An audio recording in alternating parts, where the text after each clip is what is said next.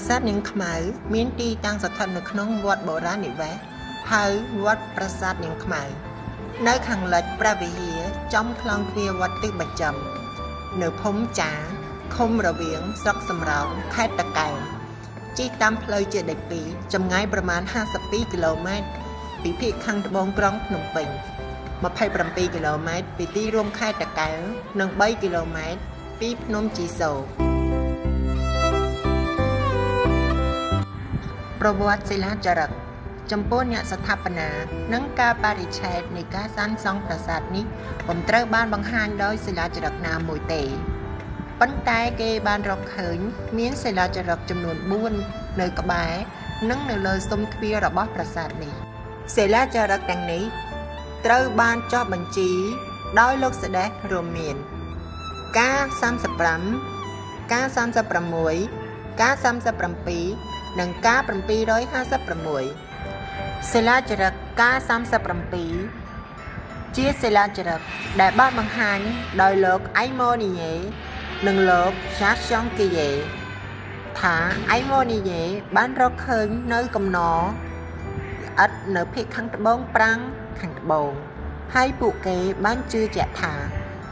ជាសិលាចារឹកចារនៅលើស៊ុមទ្វាររបស់ប្រាង្គខាងត្បូងមួយទៀតដែលរលំបាក់បាត់អស់ស្ថិតនៅលើផ្នែកនៃសំណង់បច្ចុប្បន្នលោកសេដេសបានសន្និដ្ឋានថាវាប្រហែលជាប្រាង្គប្រាសាទមុនសិលាចារឹកប្រាសាទសតវត្សទី10ប្រាង្គទាំងពីរសពថ្ងៃស្ថិតនៅក្នុងសម័យមុនអង្គរបើពិនិត្យមើលលក្ខណៈអក្សររបស់សិលាចារឹកនោះសិលាចារឹកនេះពុំមានការបរិច្ឆេទទេ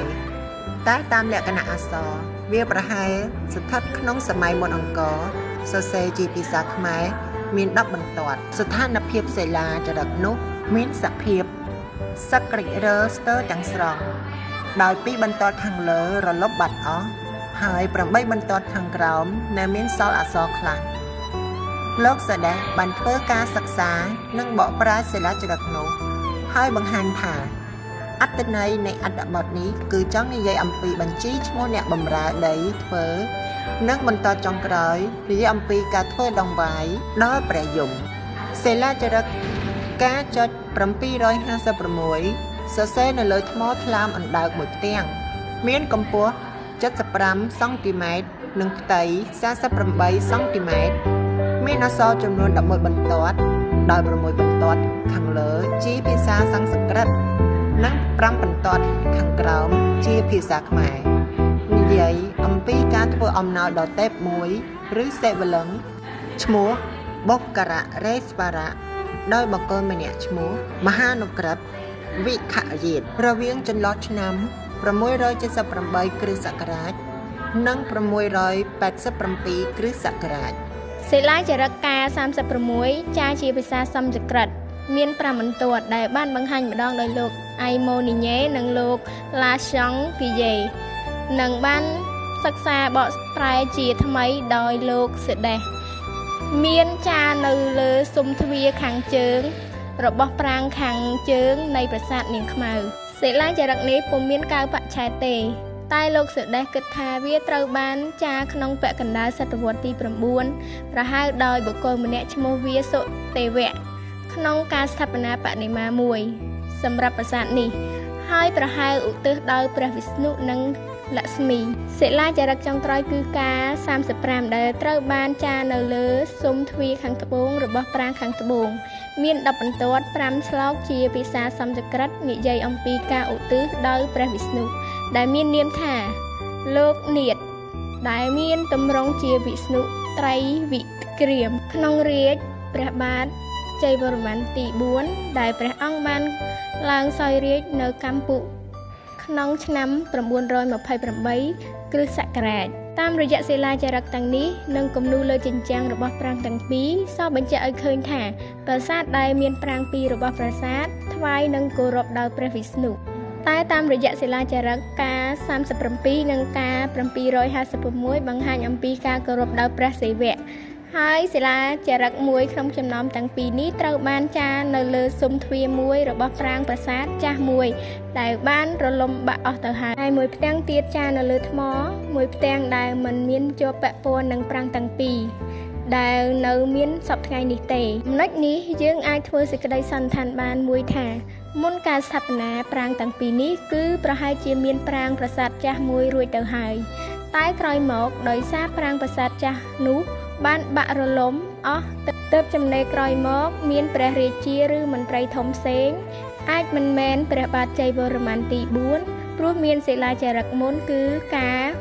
36ដែលអាចមានការបរិច្ឆេទក្នុងពាក់កណ្ដាលសតវត្សទី9រីឯសិលាចារឹកមានការបរិច្ឆេទឆ្នាំ928គ្រិស្តសករាជជាឆ្នាំឡើងសោយរាជ្យពេញច្បាប់របស់ព្រះបាទជ័យវរ្ម័នទី4មកស្ថាបនាប្រាសាទថ្មីដែលមានប្រាង្គ2ប្រាសាទថ្មីដែលមានប្រាង្គ2នៅលើនិងក្បែរទីតាំងបុរាណដ្ឋាននេះដោយមានកសិណធុព័ទ្ធជុំវិញផងប្លង់ប្រាសាទនាងខ្មៅសង់មកពីឥដ្ឋគ្រឿងបង្គុំស្ថាបនកម្មដូចជាផ្តែរទ្វារសសរពេជ្រនិងស៊ុមទ្វារសង់មកពីថ្មភក់បច្ចុប្បន្នមានប្រាង្គចំនួន2និងចេតិយ1អត្រង់រត់ពីជើងទៅត្បូងយោងតាមកំណត់ត្រាស៊ីស័កប្រាសាទនេះសង់លើខឿនថ្មបាយក្រៀមហើយមានកសិធុព័ទ្ធជុំវិញប៉ុន្តែបច្ចុប្បន្នខឿនទាំងអស់នោះបានកប់ដោយខឿនព្រះវិហារនិងកសិធុបានលុបអស់ជាច្រើនផ្នែកប្រាង្គខាងជើងមានរូបរាងនិងប្លង់ដូចប្រាង្គខាងត្បូងដែរតែវាមានទំហំតូចជាងបន្តិចប្រាង្គនេះសាងអំពីឥដ្ឋនិងមានលម្អដោយថ្មភក់ពណ៌ប្រផេះនៅផ្នែកទ្វារចូលខាងកើតមានទ្វារបញ្ឆោត3នៅតាមទិសនីមួយៗតាមភស្តុតាងហោជាងដែលមាននៅសោយបង្ហាញថាកម្ពស់របស់ប្រាង្គមានចំនួន5ថ្នាក់ផ្នែកខាងលើបង្អស់របស់កម្ពស់បានបាក់រលំបាត់អស់ទ្វារចូលរបស់ប្រាង្គគឺស្ថិតនៅទិសខាងកើតដែលសាងឡើងអំពីថ្មភក់ពណ៌ប្រផេះចំនួន4ផ្ទាំងស៊ុមទ្វារនេះមានសភាពពុកផុយទ្រុឌទ្រោមហើយសប្តាហ៍ថ្ងៃត្រូវបានគេប្រើឈើទៅទ្រវាផងដែរសសរពេជ្រមានរាងឆោកោនមានទំហំតូចជាងសសរពេជ្ររបស់ប្រាង្គខាងត្បូងចំណែកឯប្រាង្គខាងត្បូងមានទំហំធំរីឯប្រាង្គខាងជើងមានទំហំតូចដែលប្រាង្គទាំងពីរសង់នៅលើខឿនថ្មបាយក្រៀមមួយប្រាសាទនេះសង់នៅលើទួលមានច្រកចូលពីខាងកើតនិងខាងលិចដែលព័ទ្ធដោយកសិណទឹកមួយជុំវិញតែបច្ចុប្បន្នមួយផ្នែកធំត្រូវបានលុបនិងសាងសង់ពីលើដោយព្រះវិហារព្រះពុទ្ធសាសនាថ្មីនៅផ្នែកខាងបូងប្រាង្គខាងបូងនេះមានទ្វារចូលមួយនៅទិសខាងកើតធ្វើអំពីថ្មភក់ពណ៌ប្រផេះនិងមានទ្វារបញ្ឆោត3ផ្សេងទៀតនៅតាមទិសខាងបូងខាងលិចនិងខាងជើងធ្វើអំពីឥដ្ឋទាំងអស់ប្លង់ខាងក្នុងមានរាងជាការ៉េរីឯខាងក្រៅមានបន្ថែមជ្រុងជាច្រើន5ផ្នត់នៅតាមជ្រុងទាំង4តាមស្លាកស្នាមដែលនៅសល់ប្រាង្គមានសសរផ្អោបធ្វើអំពីឥដ្ឋហើយស៊ុមទ្វារខាងកើតធ្វើអំពីថ្មភក់ពណ៌ប្រផេះមានចំនួន4ផ្ទាំងដែលគេបន្ទប់លើគ្នាបង្កើតបានជាស៊ីទ្វារវាលម្អដោយក្បាច់ខ្សែពួរបញ្ឈរនិងដេកជាច្រើនជាន់ចំពោះផ្តែរប្រាង្គខាងបូងធ្វើពីថ្មភក់ពណ៌ប្រផេះមានក្បាច់លម្អយ៉ាងប្រណិតលើពេញផ្ទៃផ្តែរទាំងមូលក្បាច់កណ្ដាលនៃក្បាច់ដួងមេដាយកណ្ដាលជារូបក្បាលប្រកាលធំស្ទើរពេញផ្ទៃផ្តែរមានដៃពីរកាន់ក្បាច់ដងធ្នូមាត់ប្រកាលជាគល់នៃដងធ្នូនិងក្បាច់សន្ធិដ្ឋជារាងអណ្ដាតធំមួយផ្ដុំឡើងដោយក្បាច់ភ្ញីទេសហើយនៅចំកណ្ដាលក្បាច់សន្លឹកនោះមានរូបមនុស្សឬទេពមួយអង្គុយពេនធ្នេនដោយដៃទាំងសងខាងមានកាន់ដំបងឬវត្ថុអ្វីមួយនៅលើក្បាលកាលមានរូបមនុស្សឬទេពមួយផ្សេងទៀតអង្គុយពេនធ្នេនក្នុងក្បាច់ក្បាំងដោយដៃទាំងពីរប្រណមត្រឹមដើមទ្រូងកែមខាងលើនៃផ្តែរជាក្បាច់ក្បាំងឬហោជាងដែលមានទេពប្រណមនៅក្នុងក្បាំងនីមួយសរុបចំនួន13ទេពកែមខាងក្រោមជាក្បាច់ត្រ បកឈូកបញ្ឈរមួយជួរនិងភ្ជាប់ជាមួយក្បាលសសរផងដែរចំពោះផ្តែរប្រាំងខាងជើងមានទំហំតូចជាងបន្តិចធ្វើអំពីថ្មភក់ពណ៌ប្រផេះដែរដែលមានភាពសឹករិចរើស្ទើរទាំងស្រុងតែនៅផ្នែកខាងឆ្វេងនៃផ្តែរបង្ហាញថាវាមានក្បាលចម្លាក់ទៅដូចគ្នាទាំងស្រុងទៅនឹងផ្តែររបស់ប្រាំងខាងបូងចំណុចខុសគ្នាគឺត្រង់ថាក្បាច់ចុងនៃក្បាច់ដួងជារូបមកជានាគដែរតែនាគមានខ្ជាក់ការរំយោលបន្តទៀតនាគនៅផ្តែរខាងបូងពុំមានខ្ជាក់ការរំយោលទេម្យ៉ាងទៀតគែមខាងលើរបស់ផ្តែរលម្អដោយក្បាច់ចក្រច័ន្ទឬហៅថាផ្កាច័ន្ទដែលមានចំនួន7បូកកន្លះសងខាងរីឯហោជាងវិញប្រាំងខាងបូងហោជាងធ្វើអំពីឥដ្ឋដែរហើយប្រហែលជាមាន5ជាន់ហោជាងនៅតាមថ្នាក់នីមួយពុំមានបន្សល់ជាក្បាច់លម្អអ្វីទេប្រាំងខាងជើងតាមភស្តុតាងហោជាងដែលមានសល់បង្ហាញថាកំពូលរបស់ប្រាំងមានចំនួន5ថ្នាក់ផ្នែកខាងលើបង្អស់របស់កំពូលបានបាក់រលំបាត់អស់ចូលមកដល់សសរពេជ្រវិញសសរពេជ្រនៅប្រាង្គប្រាសាទខាងជើងយើងឃើញថាសសរពេជ្រមានរាងឆកោណមានទំហំតូចជាងសសរពេជ្ររបស់ប្រាង្គប្រាសាទខាងត្បូងជាសសរពេជ្រមានទម្រង់8ជ្រុងមានក្បាច់រវ័នត្រង់1/2និង1/4នៅត្រង់1/2មានក្បាច់លម្អដូចជាក្បាច់ពេជ្រជ្រុងនៅកណ្ដាលហើយអមសងខាងដោយក្បាច់ត្របកផ្កាឈូកនិងអមសងខាងក្បាច់ត្របកផ្កាឈូកនោះគឺក្បាច់ពងត្រីហើយអមសងខាងក្បាច់ពងត្រីគឺជាក្បាច់ផ្លឹកឈើរាងត្រីកោណមានទំហំធំតាមជ្រុងនីមួយហើយចន្លោះក្បាច់ផ្លឹកឈើនីមួយមានលេចឡើងនៅក្បាច់រំយោលផ្កាប្រលិតចំណែកឯនៅត្រង់1/4ក៏មានលម្អនៅក្បាច់ក្បូរដូច1/2ដែរគឺនៅចំកណ្ដាលមានក្បាច់ពេជ្រជ្រុងដូចនៅ1/2តែនៅអមសងខាងដោយក្បាច់ត្របកផ្កាឈូកហើយអមសងខាងក្បាច់ត្របកផ្កាឈូកគឺក្បាច់ផ្លឹកឈើរាងត្រីកោណមានទំហំធំដោយនៅចន្លោះក្បាច់ផ្លឹកឈើនោះក៏ឃើញមានក្បាច់ផ្ការំយោលប្រលិតដូច1/2ដែរតែអ្វីមិនដូចគ្នានោះគឺត្រង់1/4មិនមានក្បាច់ពងត្រីនៅអមសងខាងក្បាច់ត្របកផ្កាឈូកដូច1/2ទេឯត្រង់ក្បាលសសរពេជ្រវិញមានលម្អដោយក្បាច់ត្របកផ្កាឈូកពងត្រីស្លឹកឈើតែមានទំហំតូចឯជើងសសរវិញគឺមិនមានក្បាច់លម្អអ្វីនោះទេដោយឡែកសសរពេជ្រនៅប្រាសាទខាងត្បូងឃើញថាជាសសរដែលមាន8ជ្រុងនិងមានក្បាច់រវ័នចិញ្ចៀនដូចគ្នានឹងប្រាសាទនៅប្រាង្គខាងជើងដែរប៉ុន្តែមិនឃើញមានក្បាច់លម្អឡើយចំពោះបដិមាវិញយើងឃើញថាមានរូបបដិមាចំនួន2អង្គដែលមានសម្បុរខ្មៅរលោងហើយរូបបដិមាទាំងពីរនេះបច្ចុប្បន្នតម្កល់ទុកក្នុងសារមន្ទីរជាតិភ្នំពេញបដិមាមួយមានខ្លួនជាមនុស្សចំណែកឯក្បាលជារូបសេះនិងបដិមាមួយទៀតមានដងខ្លួនភេទជាស្រីតែត្រូវបាត់ព្រះកេសទៅហើយដោយឡែកយើងមកមើលការស្លៀកពាក់និងគ្រឿងអលង្ការរបស់បដិមាទាំងពីរវិញម្ដងបដិមាដងខ្លួនជាមនុស្សស្រីមានស្លៀកសំពត់បែបហូតទីវែងដល់កជើងត្រង់ភ្លឹងពីលើចុះក្រោមដោយផ្ទៃសំពត់ទាំងមូលពោពេញទៅដោយផ្នត់ហើយផ្នែកខាងមុខនៃសំពត់ត្រង់ចង្កេះសំពត់លេចចេញនៅជាសំពត់រាងដូចផ្លិតធ្លាក់សំយ៉ងចុះក្រោមមានទំហំធំបាំងផ្ទៃសំពត់ខាងលើឯបដិមាខ្លួនជាមនុស្សចំណែកឯក្បាលជារូបសេះនៅត្រង់ក្បាលយើងឃើញមានពាក់មកុដជាការីតមកុដមានរាង8ជ្រុងលម្អដោយកញ្ចាំងតាមជ្រុងនីមួយមានទំហំតូចដែលពក់ចេញមកក្រៅចំពោះក្បាំងខាងមុខដែលមានលម្អក្បាច់ដូចជាផ្នែកកណ្ដាលមានជាក្បាច់ចក្រច័ន្ទដោយមានអមលើក្រោមដោយក្បាច់ពងត្រីហើយពីលើក្បាច់ពងត្រីលម្អដោយក្បាច់ស្លឹកឈើរាងបន្ទះ2ជាន់ចំណែកឯការស្លៀកពាក់វិញមានស្លៀកខោឬសំពត់បែបហូតទីត្រឹមជង្គង់ដោយផ្ទៃសំពត់ពោពេញទៅដោយផ្នត់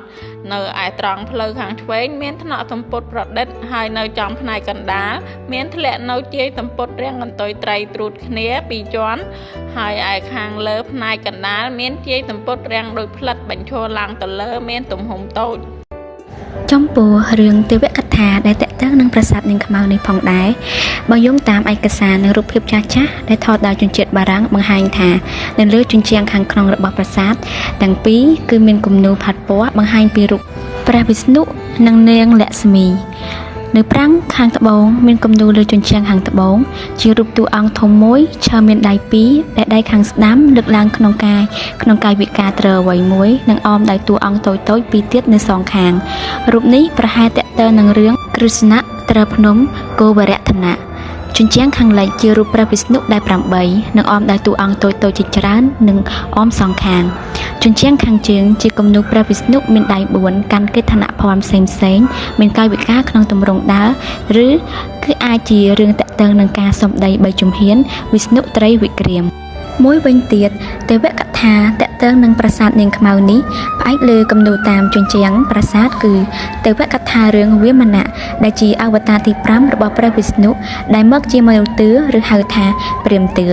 នៅក្នុងគោលបំណងមកបំផ្លាញសភាពអាក្រក់ដែលមានចិត្តលោភលន់ក្អេងក្អាងចង់ធ្វើជាម្ចាស់គ្រប់គ្រងផែនដីតែម្នាក់ឯងសភាវៈអាក្រក់នោះមានឈ្មោះថាក្រុងពាលីមនុស្សទឿឈ្មោះវាមណៈបានមកជួយស្រោចស្រង់មនុស្សសត្វឲ្យផុតពីការប៉ុនប៉ងរបស់យក្សកំណាយក្រុងពាលីដែលមានបំណងចង់គ្រប់គ្រងផែនដីទាំងមូលនិងបានធ្វើទុកបុកម្នេញដល់មនុស្សលោកថ្ងៃមួយមហាអសុរៈក្រុងពាលីបានធ្វើពិធីបូជាផ្សេងៗគោរពចំពោះអទិទេពទាំងឡាយក្នុងគោលបំណងចង់បានសម្រេចនៅឫទ្ធានុភាពខ្លាំងពូកែដើម្បីគ្រប់គ្រងលើភពទាំងអស់មនុស្សសត្វនិងទេពទាំងឡាយរស់នៅក្នុងពេលកំពុងប្រារព្ធពិធីបូជាពួកទេវតាទាំងឡាយក៏មានការព្រួយបារម្ភយ៉ាងខ្លាំងខ្លាចក្រែងក្រុងយក្សពាលីបានសម្រេចនៅមហិទ្ធិឫទ្ធិនិងមានអំណាចក្នុងការត្រួតត្រាចក្រវាឡទាំងមូលហើយបង្កការលំបាកដល់មនុស្សសត្វនិងទេវតាលុះជំនុំគ្នារួចស្រេចហើយពួកទេវតាទាំងអស់ក៏នាំគ្នាចូលទៅថ្វាយបង្គំគាល់ព្រះវិស្ណុដើម្បីសូមឲ្យព្រះអង្គជួយបង្ក្រាបនៅមហិច្ឆតាដ៏ធំធេងក្នុងការចង់គ្រប់គ្រងលើភពទាំង3របស់ក្រុងពាលីនៅពេលនោះព្រះវិស្ណុទ្រង់បានយល់ព្រមតាមសំណូមពររបស់ពួកទេព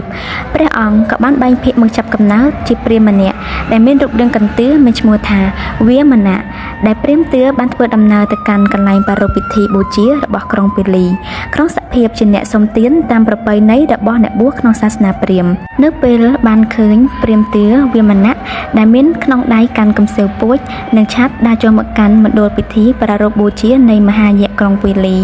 ព្រះរាជគ្រូរបស់ក្រុងពាលីបានប្រមានដល់មហាក្រុងពាលីឲ្យប្រុងប្រយ័ត្នចំពោះព្រាហ្មណ៍ទឿវាមណៈនេះពីព្រោះព្រាហ្មណ៍នេះមិនមែនជាមនុស្សធម្មតាទេហើយមិនគួរដាក់ទាននៅអ្វីៗទៅតាមការសុំរបស់គាត់ឡើយនៅពេលនោះក្រុងពាលីបានឆ្លើយតបទៅព្រះរាជគ្រូរបស់គាត់វិញថា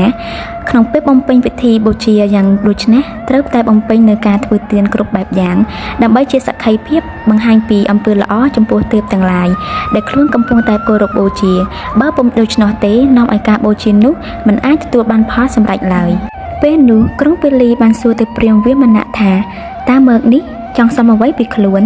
លុះបានឱកាសល្អហើយព្រាហ្មណ៍ទឿក៏បានពោលពាក្យដោយសេចក្តីគោរពតបទៅកាន់ក្រុងពាលីវិញថាខ្លួនចង់បានដីចំនួន3ជំហានបន្ទាប់ពីឮការស្នើសុំរបស់មនុស្សទឿដូច្នោះក្រុងពាលីក៏នឹកអស់សំណើចនៅក្នុងចិត្តហើយគិតថាមនុស្សកន្ទឿមានជាងខ្លីៗដូចនេះតែឈាន3ជំហានបានដីប្រវែងប៉ុន្មានគិតដូច្នេះហើយក្រុងពាលីក៏សម្រេចចិត្តយកព្រមដាក់ទានដីចំនួន3ជំហាននោះទៅឲ្យវាមណៈព្រាហ្មណ៍ហើយក៏បានច្រូចទឹកទៅលើដៃមនុស្សទឿជាប្រពៃណីរបស់ពួកព្រាហ្មណ៍ដើម្បីបង្ហាញពីសក្ខីភាពនិងទឹកចិត្តល្អក្នុងការដាក់ទាន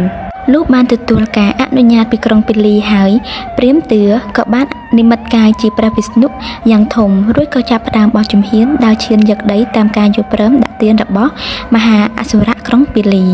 ដោយជំហានទី1ឈានផុតផែនដីនិងផុតមេឃជំហានទី2ឈានផុតឋានសួគ៌បន្ទាប់មកទ្រង់មានបន្ទូលទៅកាន់ក្រុងពាលីថាព្រះអង្គបានឈានពីជំហានផុតផែនដីនិងឋានសួគ៌អស់ហើយតើជំហានទី3ឲ្យទ្រង់ជន់នៅកន្លែងណាលុះឃើញដូច្នោះហើយ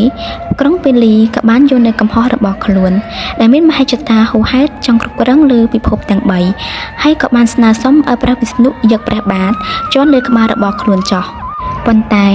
ស្ដេចក្រុងពាលីបានសុំការអនុញ្ញាតពីព្រះវិស្ណុសូមឲ្យពិភពមនុស្សលោកនៅលើផែនដីនេះបើមានការសាងសង់ឬវេទភូមិចាត់ស្រុកនៅទីកន្លែងណាមួយសូមឲ្យពួកគេរំលឹកនឹកគុណដល់ខ្លួនដែលជាម្ចាស់ទឹកម្ចាស់ដីពីបុព្វកាលផងហើយការសំណូមពរនេះក៏ត្រូវបានព្រះវិស្ណុទ្រង់អនុញ្ញាតហេតុនេះចំណេះតមកពពួកវិស្ណុសាសនិកទាំងអស់ក៏គោរពនិងអនុវត្តតាមការប្រទានរបស់ព្រះវិស្ណុចាប់តាំងពីពេលនោះមកពេលគេរៀបចំសាងសង់លំនៅឋានឬធ្វើពិធីបង្គោលផ្សេងៗដើម្បីប្រើប្រាស់ដីធ្លីឬទីកន្លែងណាមួយនៅលើផែនដីនេះគេតែងតែប្រារព្ធពិធីបួងសួងសុំការអនុញ្ញាតពីម្ចាស់ទឹកម្ចាស់ដីបុព្វការីជនជាមុនសិនដែលខ្មែរយើងហៅពិធីនេះថាពិធីសែនក្រុងពាលីដើម្បីរំលឹកនឹកគុណដល់ស្ដេចក្រុងពាលីដែលតាំងខ្លួនជាម្ចាស់ទឹកដីតាមការអនុញ្ញាតរបស់ព្រះវិស្ណុចំណែកគំនូរនៅលើជញ្ជាំងរបស់ប្រាសាទខាងជើងក៏មាន3ដែរគឺជញ្ជាំងខាងត្បូងមានរូបទេពពេញអង្គឈរត្រង់ខ្លួនជញ្ជាំងខាងលិចមានរូបព្រះវិស្ណុដៃ4ឈរអមដោយទេព2នៅសងខាងនិងជញ្ជាំងខាងជើងមានរូបទេព3អង្គឈរដូចគ្នាដោយពុំមានការថែរក្សាអភិរក្សនិងដោយមានការបំផ្លាញដោយផ្សែងទៀនធូបដែលគេបានអុជបន់ស្រន់នោះធ្វើឲ្យគំនូរទាំងនោះបានរលត់បាត់អស់ស្ទើរតែទាំងស្រុងទៅហើយជាចុងក្រោយនៃការអធិប្បាយនៅប្រាសាទនាងខ្មៅនេះផងដែរប្រាសាទនាងខ្មៅមានទីតាំងស្ថិតនៅភូមិចាឃុំរវៀងស្រុកសំរោងខេត្តតាកែវប្រាសាទនេះកសាងឡើងនៅក្នុងរចនាបថកោះកេររជ្ជកាលព្រះបាទជ័យវរ្ម័នទី4ក្នុងសតវត្សទី10ផ្អែកតាមសិលាចារឹកនិងទេវកថាប្រាសាទនេះកសាងឡើងដើម្បីឧទ្ទិសដល់ព្រហ្មញ្ញសាសនាថ្វាយដល់ព្រះវិស្ណុដែលមាននាមថាលោកនាថដែលមានទម្រង់ជាវិស្ណុត្រីវិក្រាមក្នុងរាជព្រះបាទជ័យវរ្ម័នទី4ដែលព្រះអង្គឡើងសោយរាជ្យក្នុងឆ្នាំ928 គ្រិស្តសករាជ